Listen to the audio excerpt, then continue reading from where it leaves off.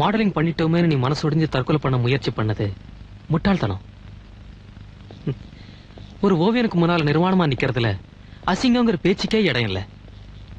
இது ஒரு கலை, ஒரு தொழில், மொத்தத்துல இது ஒரு புனிதமான விஷயம். அதையே தொழிலா வச்சிருக்கிறவங்களுக்கு வேணும்னா அது புனிதமா இருக்கலாம்.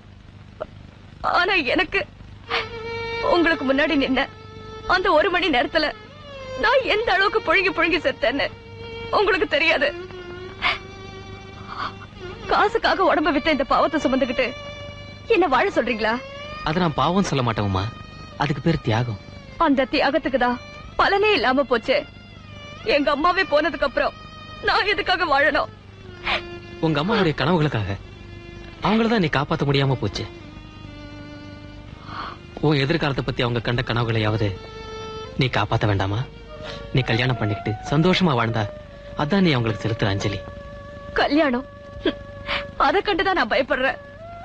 என்னதான் கௌரவமா சொன்னாலும் நான் செஞ்சது விபச்சாரம் தான். ஒரு பெரிய களங்கத்தை சுமந்துக்கிட்டு என்ன ஒருத்தர்கிட்ட ஒப்படைக்க எனக்கு என்னங்க தகுதி இருக்கு? அது துரோகம் இல்லையா? இத பாருமா, நீ யாரோ ஒருத்தருக்கு வாழ்க்கப்பட்டதான் இந்த பிரச்சனை. எனக்கு வாழ்க்கப்பட்ட உன் மேல இருக்கிற அனுதாபத்தினால நான் இது சொல்லல. தியாகி ஆகணுங்கிற ஆசையும் எனக்கு இல்ல.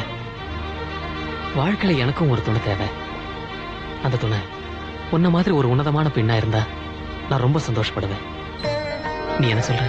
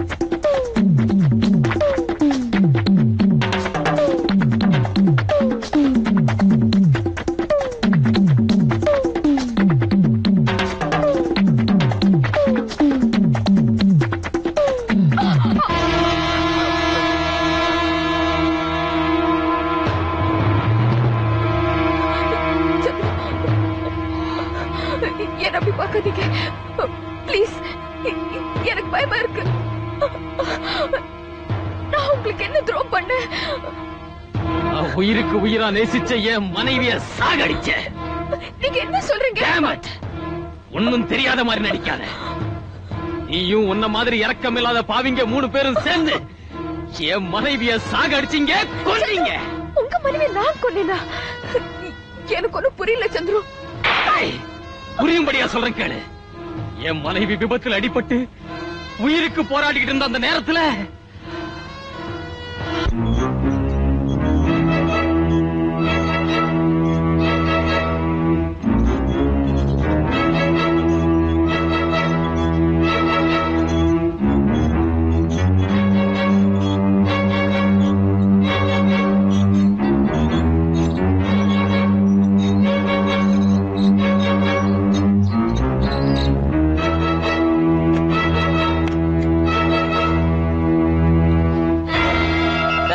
டாக்டர் வர சொல்றாரு. ஐ அம் சாரி மிஸ்டர் சந்துரு, உங்க மனைவிக்கு இமிடியேட்டா 3 பாட்டில் ரத்தம் தேவைப்படுது. டாக்டர், நான் தான் கொடுக்க தயாரா இருக்கேன்னு சொன்னேன். உங்க ரத்தம் அவங்க குரூப்புக்கு மேட்ச் ஆகல. இத பாருங்க மிஸ்டர் சந்துரு, அது கிடைக்கிறது ரொம்ப கஷ்டம்.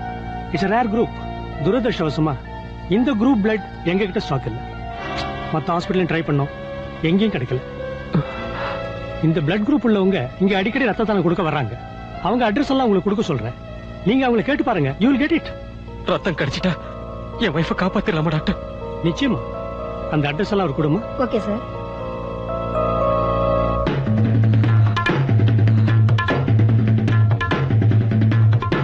மேடம், மேடம், மேடம், என் பேர் சந்துரு. என் வைஃப் ஆக்சிடென்ட்ல அடிபட்டு ஹாஸ்பிடல்ல உயிருக்காக போராடிக்கிட்டு இருக்கா. உங்க குரூப் பிளட் தான் என் வைஃபுக்கும். ஹாஸ்பிட்டல் அந்த குரூப் பிளட் ஸ்டாக் இல்லன்ட்டாங்க. டாக்டர் தான் உங்க அட்ரஸ் கொடுத்து எப்படியாவது கேளுங்கன்னு சொன்னாங்க. இப்போ நீங்க உடனடியா என் கூட புறப்பட்டு வந்தீங்கன்னா என் வைஃபை காப்பாத்திரலாம். உங்க நிலைமை எனக்கு புரியுது. ஆனா எங்க வீட்டுக்காரும் ஊர்ல இல்ல.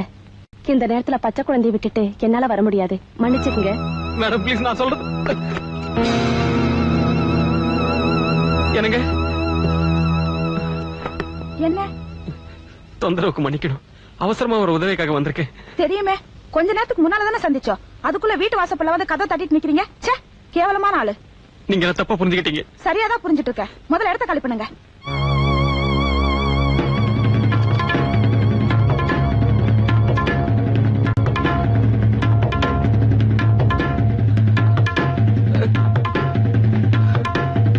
மேடம் மேடம் மேடம் யாரு? மேடம், என் வைஃப் கார் விபத்துல அடிபட்டு ஹாஸ்பிட்டல் இருக்கா.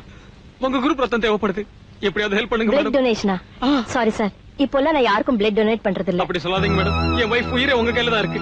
நேரம் காலம் இல்லாம ஏன் சார் இப்படி வந்து தொந்தரவு பண்றீங்க? உங்களை சொல்லி தப்பு இல்ல. என் அட்ரஸ் கொடுத்தா மடைங்களை சொல்லணும். மேடம் ப்ளீஸ் மேடம், நான் சொல்றது I'm so கேளுங்க மேடம். sorry. எப்படியாவது ஹெல்ப் பண்ணுங்க மேடம். Please. Please madam.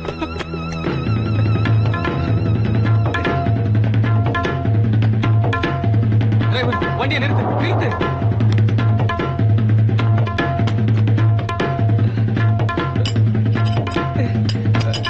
அம்மா, மிஸ் பூர்ணிமா, மேடம். இவங்களுக்கு நேரம் காலமே கிடையாது. கொஞ்சமாவது அறிவு இருந்தா இந்த நேரத்துல பேப்பரை எடுத்துட்டு வந்து பூர்ணிமா பூர்ணிமான்னு கத்துவாங்களா? ஐயோ, பூர்ணிமா ஊர்ல இல்ல. மேடம், பூர்ணிமா, நான் சொல்றது கொஞ்சம் கேளுங்க. மேடம், வீட்டுல இருந்துகிட்டே இல்லைன்னு சொல்றாங்களே. விஷயம் பாடன் போப்பா, சீக்கிரம் போப்பா டிரைவர். ஏன் சார் நைட்ல குடிச்சிட்டு வந்து கலாட்டா பண்றீங்க? அங்க போ இங்க போன்னு தொந்தரவு பண்றீங்களா? கோச்சிக்காத கேக்கே நகர் கொண்டு போய் விடுப்பா. வண்டியில பெட்ரோல் இல்ல, இனிமே எங்கேயும் போக முடியாது. ஹாஸ்பிட்டலுக்கு அது கொண்டு போய் விடு ப்ளீஸ். சரியான சாவுக்குறாக்கியா. என் வைஃப்க்கு எப்படி இருக்கு? இன்னும் தியேட்டர்ல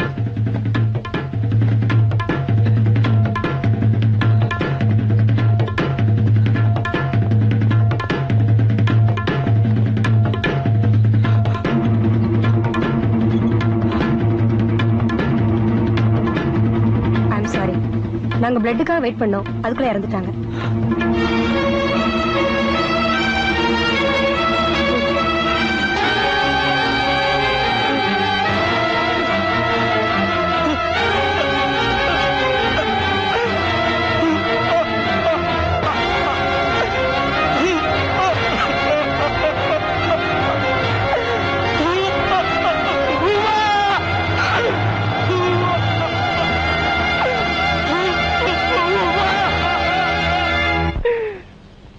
எல்லாருமா சேர்ந்து என் உமாவை கொன்னுட்டீங்க.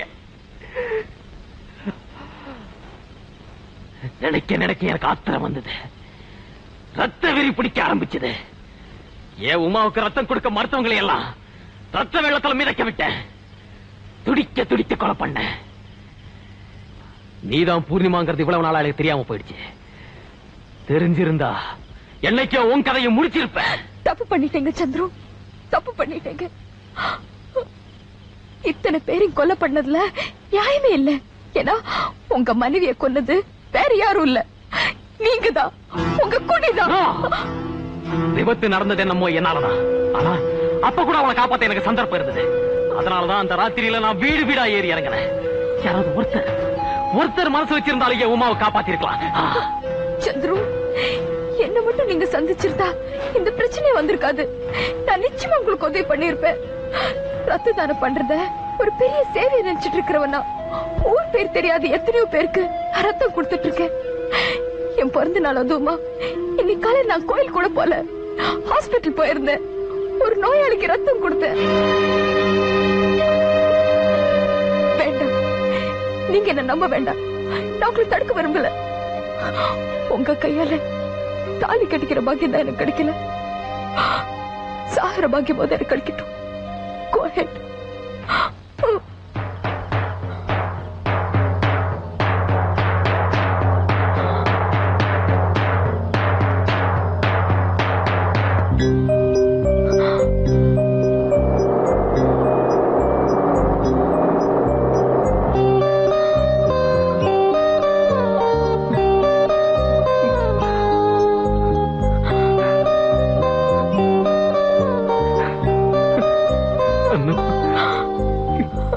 மன்னிச்சிருந்த என்ன மன்னிச்சிடு, என்ன மன்னிச்சிடுமா.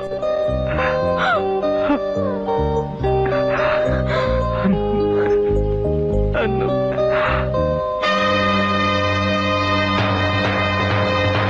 சார் கழுத்து பிடிச்சு இருக்கிறான். Shooting shooting மைசே